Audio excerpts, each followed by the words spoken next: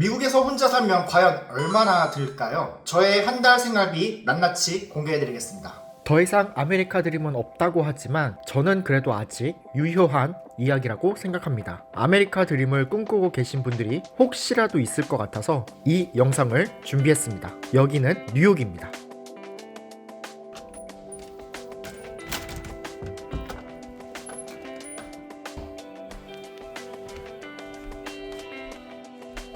그래서 제가 살고 있는 지금 이 집은 1800 정도 하고 있는데 짤막하게 저와 랜선 룸투어를 하시죠.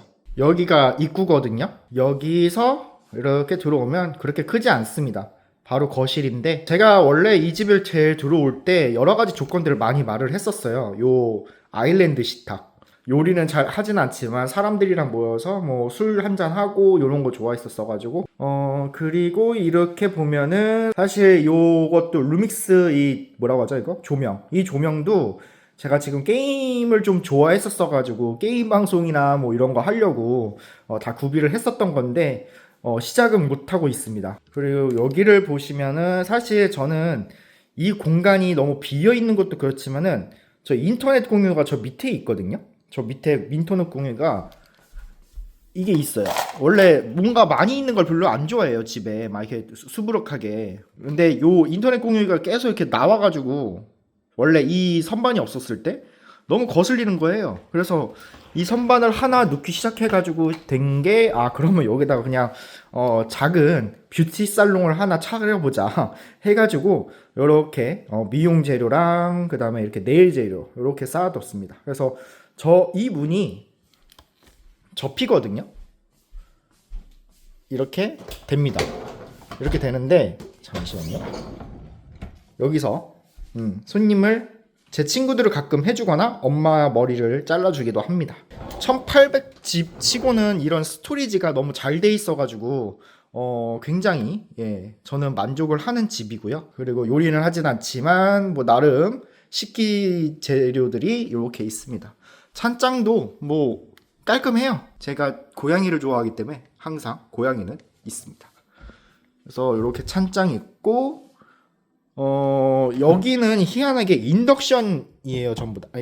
너무 들었다. 죄송합니다. 여기 인덕션인데 뉴저지는 가스를 쓰지 않는 집들이 너무 많더라고요. 그리고 가스렌지 뭐야 이거 전자레인지 여기로 들어가게 되면은 사실 이게 제일 저는 메인 옵션이었어요. 다른 걸 다 떠나서 세탁기. 미국에서 이 세탁기가 있는 집 그렇게 많지 않아요. 개인 집에 그것도 보통 있는다고 하면은 다 뭐 지하실에 공용으로 쓰거나 그런 건데 이거는 개인이잖아요. 이게 너무 좋은 거야. 그래서 저는 부동산 아저씨랑 뭐 딜을 할 때 미니멈 메이지 돈 얼마 주고 얼마를 생각하고 있고 뭐 어쩌고저쩌고 엄청나게 막 디테일하게 썼어요. 그렇게 해서 이분들이 찾아준 것 같아요. 이 정도의 퀄리티를 제가 얻은 것도 되게 행운입니다. 코로나 때 제가 이사를 한 거라 조금 운이 좋게 이 집을 얻은 거일 수도 있어요. 그리고 이렇게 들어가면은 여기는 화장실입니다. 화장실은 그렇게 크지가 않아요. 사실은 창가 있고 막 환기 잘 되는 곳을 원했었는데 저 같은 경우는 어쩔 수 없이 요 옵션은 어쩔 수 없던 것 같습니다. 그래서 환기는 잘 안 돼가지고 보통 제가 영상 촬영한다고 이거를 너무 시끄러. 영상 촬영한다고 요거를 내려놓긴 했지만 저거는 제가 걷어놔요. 자주. 왜냐면 여기가 너무 습해져가지고 곰팡이가 쓰는 것 같아서 이렇게 커튼을 걷어놓습니다. 그리고 화장실을 지나 이쪽 여기가 저의 방인데 이사 다니면은 너무 짐이 많아져서 지금도 짐이 너무 많거든요. 침대 밑에 프레임을 샀어야 되는데 짐이 많아질 것 같아서 사진 않아서 약간 초라한 느낌입니다. 뭔가 밸런스가 깨지죠. 원래 여기 프레임이 있어야 좀 밸런스가 깨지지 않는 상태인데 매년마다 이사를 엄청 했었어요. 그래가지고 이사할 때마다 프레임을 버려서 프레임이 남아나질 않아서 이번에는 프레임 사지 말자. 어차피 이 집도 오래 살아봐야 5년 6년 아니겠어? 라고 생각을 했기 때문에 짐을 많이 늘리자 생각은 안 했는데 요즘 짐이 너무 많이 늘어났어. 나 이사할 때 죽었다 이제. 어쨌든 저의 이제 간단한 집들인데 저는 이제 비즈공예라던가 이런 거에 좀 관심이 많아요. 이렇게 보면은 비즈들도 좀 있습니다. 근데 요즘은 하지가 않아요. 워낙에 하고 싶은 게 많다 보니까 이런 거 앉아가지고 또 할 시간이 하기가 좀 귀찮더라고. 저 애완동물들 요런 거 케이프 같은 거를 만들어서 좀 팔아보고 싶었는데 제가 똥손이더라고요, 생각보다. 그래서 저는 포기를 했습니다. 일단 뭐 취미는 취미지만 이거를 판매하기까지는, 상품화 시키기까지는 안 되겠다라고 생각을 해가지고 하지는 않고요. 요렇게 방을 들어와서 저도 요거는 굉장히 또 마음에 들었습니다. 여기 이 집의 가장 장점은 이 스토리지예요. 요게 옷방이거든요. 아, 너무 지저분하죠. 좀 깔끔하게 정리할 수 있는 방법을 좀 찾고 싶은데 짐도 많고 이러다 보니까 뭐 어떻게 하는지 모르겠어. 이게 저의 최선입니다. 예. 그래서 대충 집 소개를 했으니 에너지 드링크 한 모금 하고 커뮤니티 사이트 보면서 2025년 현 시점 가격을 알아보시죠.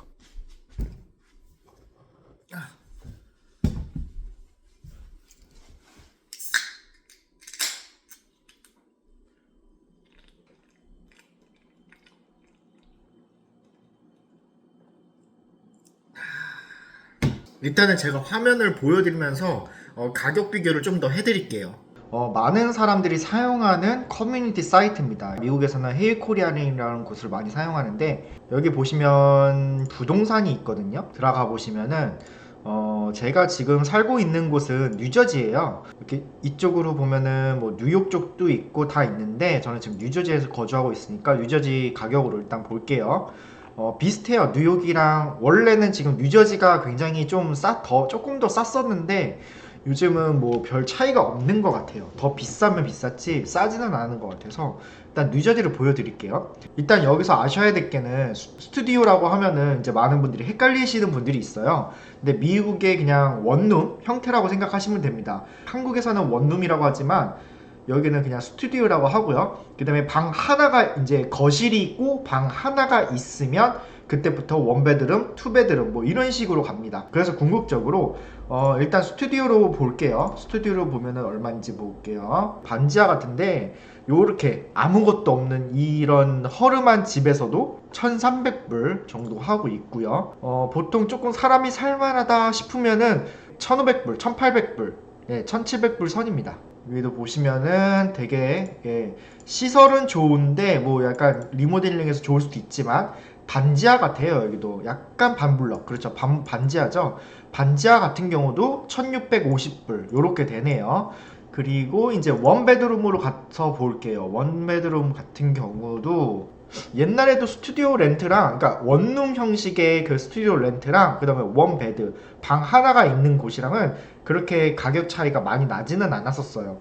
그래서 저도 렌트를 항상 찾으러 다닐 때는 스튜디오보다는 원베드, 그러니까 방 하나 있는 그런 곳을 찾는데 여기도 보니까 반지하에 1,400불 정도 하고 있고요. 2025년 현 시세가 반지하는 1,400불서부터 1,600불 밑에 그 사이인 것 같고, 이거는 지금 지상이죠. 2층이거나 1층이거나인 건데 요런 곳도 지금 1,600불, 1,700불 하네요. 유틸비가 포함이 됐는지 안 됐는지는 지금 알 수가 없는 상태고요. 저희 집은 주차장 포함이라서 정말 저렴한 곳이에요. 주인마다 주차 공간 비용은 따로 받는 경우도 있어요. 결론적으로는 한 달의 주거비로만 환경에 따라 대략 1,400불에서 2,500불, 뷰가 좋고 환경이 좋은 곳이면 더 비싸질 가능성이 있습니다. 그래서 때로는 룸메이트와 함께 살며 렌트 부담을 줄이는 사람도 많습니다.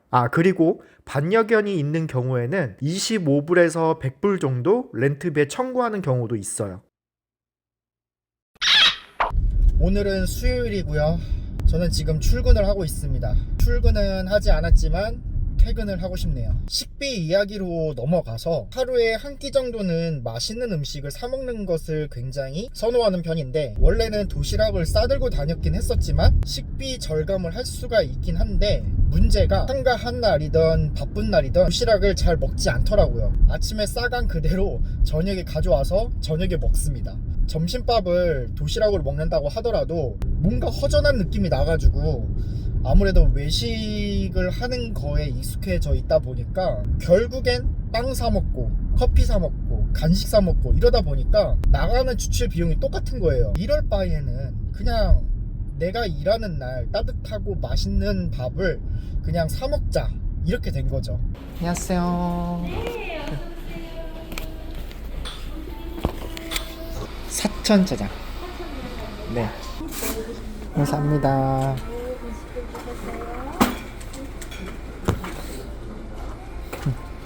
감사합니다. 저희 가게 앞에 바로 중국집이 있어서 직원실까지 서빙을 해주시기 때문에 신선한 음식을 먹을 수 있다는 장점이 있습니다. 어렸을 때는 짬뽕을 선호했는데 나이가 들면서 짬뽕보다는 짜장면을 더 선호하는 것 같아요. 제가 자주 먹는 메뉴는 사천 짜장면입니다. 매운 것을 너무 좋아하거든요. 보통 하루 평균 커피값, 식비, 간식 등을 포함하면 하루에 2-30불 정도 쓰는 것 같아요. 대략 정산해 보면은 외식비로 일주일에 100불에서 200불 정도? 저는 이렇게 쟁반을 반납하러 가면서 2-3불 정도 팁으로 드립니다. 한 달에 외식을 줄인다면 최소 400불에서 800불을 식비로 지출하는 셈입니다. 작년까지만 해도 50불이면 충분했는데 지금은 같은 물건을 사도 70불 이상이 나옵니다. 그리고 미국에서 한 끼를 먹기 위해서는 식당에서 17불에서 50불 정도 한 끼 쓰게 되는데 식당에서 서비스를 받으면서 이제 밥을 먹게 되면은 전체 금액의 18%에서 20%의 팁을 주고 나와야 돼요. 보편적으로 우리가 김치찌개, 뭐 요즘에 김치찌개도 20불이거든요 사실.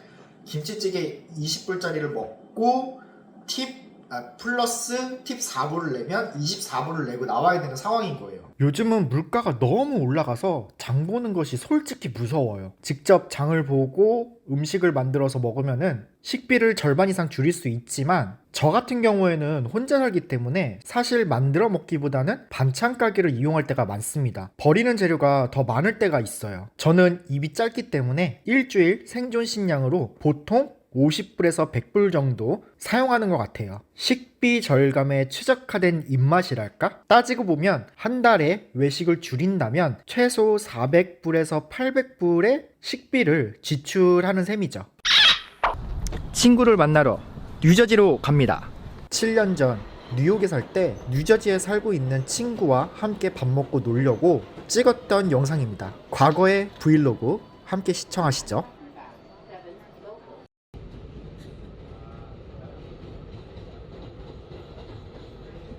뉴욕에서 뉴저지를 가기 위해서는 버스 터미널을 이용을 해야 되네요.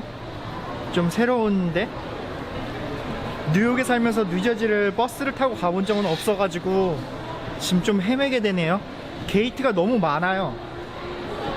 이쪽에서 타는 건가? 여기 있다. 저는 지금 120 버스를 타고 갈 거예요. 오케이, 이거 타고 가면 되겠다. 티켓을 사야 돼요. 티켓을. 맨하탄에서 뉴저지까지 가는데 3불 50전 정도 드네요. 저 티켓이 2018년도 날짜인 것 같아요. 지금 현재 25년에는 5불 15전이네요 7년 사이에 1불 65전이 올랐네요. 이렇게 준비한 승차표를 가지고 차례대로 승차하여 출발! 그리고 제 친구 안드레를 만났습니다. 안녕. I look like shit today. I look like shit today, man. 본인의 모습이 거지 같다곤 하지만 저렇게 자신감 있게 걸어오네요. 상남자 스타일로. 누가 보면 터미네이터인 줄. 뉴욕은 대중교통이 잘 돼 있어서 한 달 메트로 카드 127불이면 충분합니다. 한 달 동안 무제한으로 버스와 지하철을 타실 수 있어요. 그래도 한국에 비해서는 교통편이 많은 것들이 불편한 게 현실이죠. 저는 만약에 자동차 운영이 가능하시다면 자차 운영을 하시는 것을 추천드릴게요. 비싸기는 해도 특히 미국에서는 차가 있는 것이 더 효율적인 것 같아요. 더 열심히 움직이자라는 마인드입니다. 저 같은 경우는 자동차 유지 비용으로 보험, 기름값 포함해서 400불에서 600불을 지출하고 있습니다. 특정하게 어디 자주 가지 않는 이상 기름값으로 2주에 30불씩 넣습니다. 어쨌든 다시 브이로그로 돌아가서 제 친구는 김밥을 너무 좋아해서 김밥 3줄이나 시켜 먹었답니다. 맛있게 밥을 먹고 산책을 하다 디저트와 맥주를 마시며 재밌게 놀다가 집으로 돌아왔습니다. 그리고 곧 있을 코미콘 커스텀 마무리 작업을 했습니다. 조금 비슷한가요? 얼굴 말고요.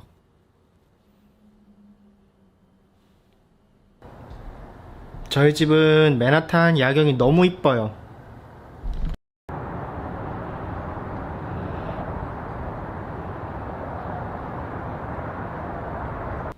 자, 모든 일과를 마치고 호레비 냄새 나는 것보단 향수 냄새가 좋으니까 열심히 뿌린 다음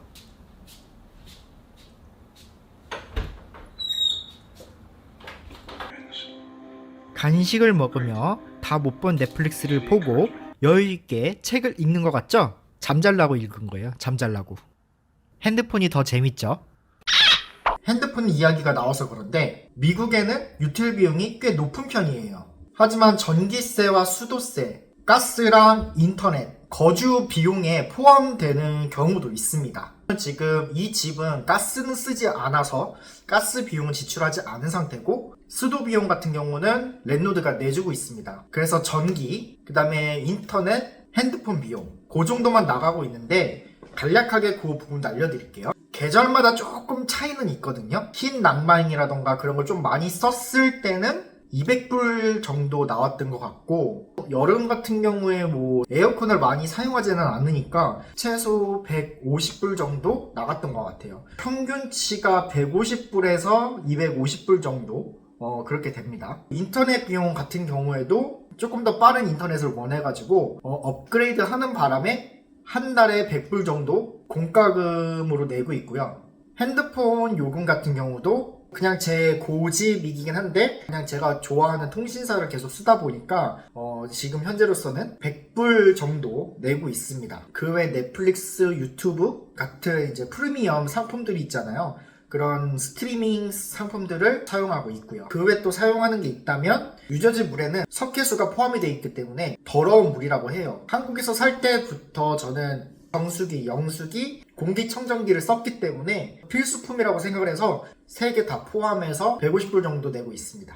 총합적으로 우리가 계산을 해보면은 고정 지출 비용 공과금이 3,000불입니다. 하지만 생활 방식에 따라서 3,000불보다 더 절약할 수도 있고 더 많이 쓸 수도 있겠죠. 또는 뉴욕이 아니라 타주, 그러니까 미국주는 주마다의 법이 다 다르기 때문에 요 부분도 한번 참고해 주시면 좋을 것 같습니다. 저는 미국 동부 뉴욕과 뉴저지에 거주하고 있으니까 동부 뉴욕 기준으로 이 영상을 만들었고요. 한 달에 여유 있게 저축하면서 살려면은 대략 1인 기준 4,000불에서 5,000불은 벌어야 옷도 사고 맛집도 가고 여행도 다닐 수 있는 것 같아요. 미국에서 혼자 살기 결코 쉽지 않습니다. 하지만 현실적인 비용을 알고 준비하면 충분히 해내실 수 있어요. 앞으로 더 유용한 생존 꿀팁을 공유할 예정이니까 구독과 좋아요 꼭 눌러주시고요.